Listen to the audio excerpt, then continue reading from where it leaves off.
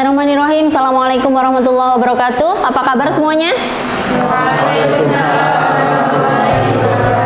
Apa kabar? Alhamdulillah. Sehat semua? Sehat. Masih semangat di siang ini?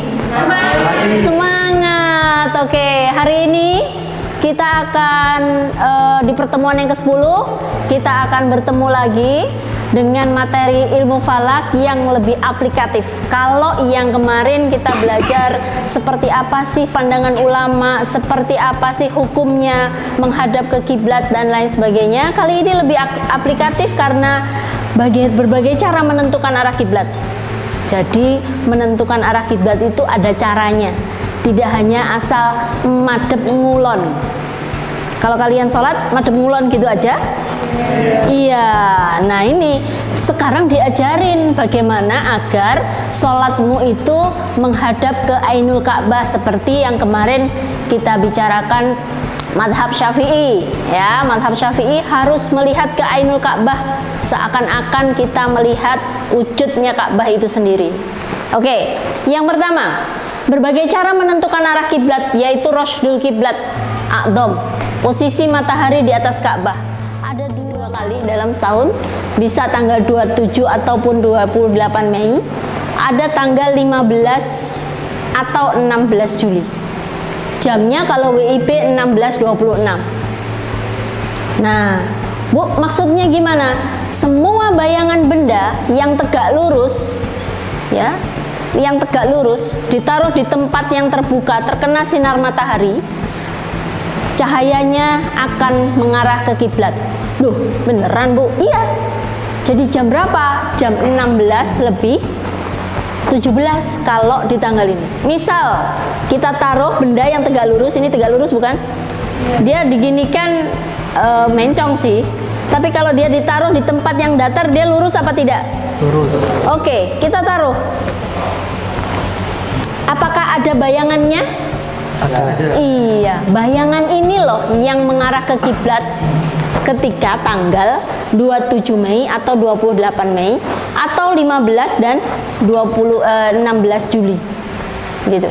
Jadi bayangan ini sudah menunjuk ke kiblat kalau di jam itu. Kita tinggal taruh benang, kita tarik, oh ini kiblatnya.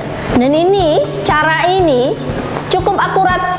Ya, metode ini sangat akurat karena menggunakan observasi matahari secara langsung. Jadi kalau pakai metode ini,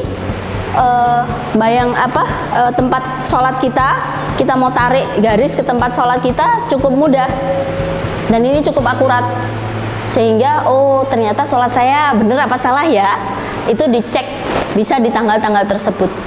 Cuman kelemahannya adalah ini cukup akurat, tetapi kelemahannya adalah apa?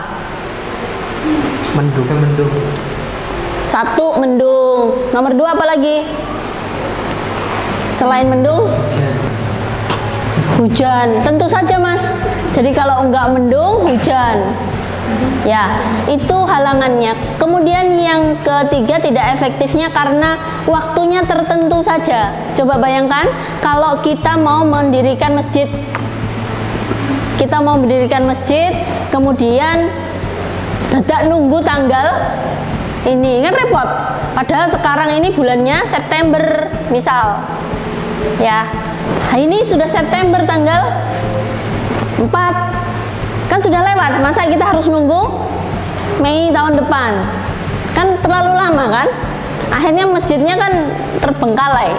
Nah, ada cara yang lain. Ada cara yang lain menentukan azimut kiblat, ya, dengan menentukan azimut kiblat dan bayang kiblat harian. Jadi azimut kiblat itu adalah arahnya kiblat. Jarak sudut yang dihitung dari utara ke arah timur sampai dengan titik kiblat. Jadi searah dengan perputaran jarum jam. Saya coba gambarkan. Kalau ini barat, ini timur, ini utara, ini selatan. Oke. Kalau segini berapa derajat? 90. Ini? 90. Ini? 90. Ini 90. berarti kalau muter berapa? 360. 360 begini ya. Nah, sekarang kalau azimutnya 90, titik azimutnya 180, jadi dan titik azimutnya 270, arah kota Mekah yang dapat diketahui dari titik yang berada di permukaan bola bumi. Maka untuk menentukan arah kiblat dapat dilakukan dengan menggunakan ilmu ukur segitiga bola. Sehingga kita bisa mengukurnya dengan misal ini barat, ini utara. Kemudian di sini nih kota Mekah, di sini nih Indonesia. Gitu. Nah, maka ini ditarik dari utara, kemudian di sini, kemudian di sini. Ini kan menjadi segitiga, bukan? Nah, ini yang bisa kita hitung.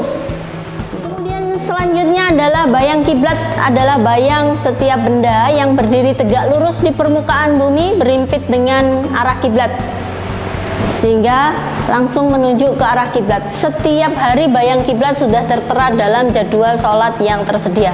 Pernah tahu jadwal sholat belum? Pernah ya, yang ada di masjid-masjid. Paling belakang sendiri ada B kiblat. Ya. Nah, di situ setiap hari ada bayang kiblat harian. Bayang kiblat harian tuh gimana, Bu? Ya saat tadi. Caranya sederhana. Taruh benda yang tegak lurus di tempat yang datar, kemudian kita cari jamnya jam berapa. Nah, itu akan mengarah bayangannya ke arah kiblat. Nah, itu bisa kita cari. Oke, ini azimut kiblat untuk daerah Ponorogo dari arah utara ke barat.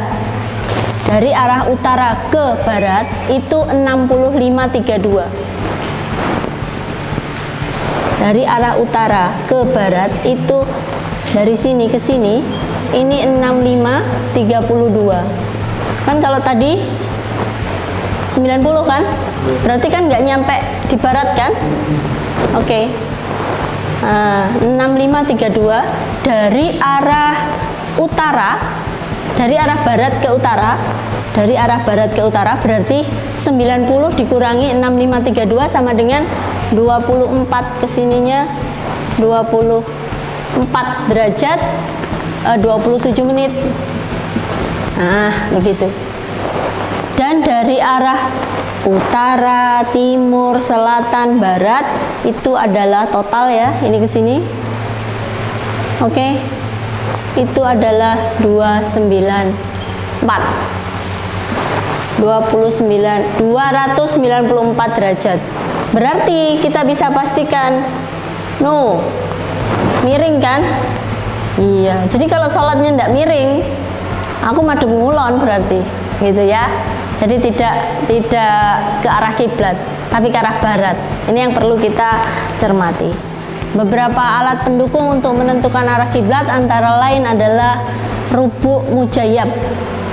Rubuk mujayyab itu apa lagi, Bu? Rubuk mujayyab itu sama kayak gini, 1/4 lingkaran. Bentuknya kayu, ada beberapa angka-angka di kanan kirinya. Kemudian ada sundial atau bencet, mungkin ada beberapa masjid yang atasnya masih digentengi putih, tahu nggak? Terus bawahnya dia bisa bolong gitu kan? Nah, akhirnya nanti bayangan cahaya matahari bisa masuk. Nah, ada genomennya. Nanti kita ini kan. Ada juga miswala kiblat finder. Alat sundial yang menentukan arah kiblat. Ada lagi istiwa'ain. Alat yang memakai 2 tongkat istiwa. Ada kompas, ada GPS, ada teodolit. Oke, kita akan coba menghitung arah kiblat menggunakan istiwa'ain. Ya, ini pakai alat istiwa'ain namanya. Oke, kita keluar kelas sebentar. Kita cari matahari yang bagus ya. Oke, kita akan mengukur dengan alat istiwa ini. Kita pakai benang kasur. Kemudian yang penting adalah ini kan ada genomen. Ini yang namanya genomen. Gencet ini tadi. Ya, unting-unting. Ini dipakai Pak Tukang ya biasanya ya. Nah, ini harus di 0. Bayangannya ini harus di 0. Kemudian coba cek handphonemu jam berapa ini? Jam 14.23. 14.23. Hari ini tanggal 4 September. 4 September. Nah, kita cari di aplikasi bawaan dari aplikasi dari Istiwa Ain ini. Kita cari 4 September 2023 14.25. Oke. Ini adalah Ponorogo. Kita masukkan Ponorogo. Oke, lintangnya adalah 7 derajat 52, kemudian bujurnya 111,29. Nah, ini selisih azimutnya adalah 0 derajat 6 derajat 5 menit. 6 derajat 5 menit. Nih, ini arah kiblatnya. Ini berapa? 6 6. Kalau 5 berarti kurang ke kiri. Oke, begini kan? Iya. Ini loh arah kiblatnya. Berarti nah, seperti ini. Mana tadi 6? Wah, ini 6, 7, 8, 9, 10. Berarti ini 6. Oke, ini 6. Ini adalah arah kiblatnya. Cukup gampang kan? Dan ini cukup akurat. Kenapa? Karena kita pakai matahari. Oke? Kita balik lagi ke kelas.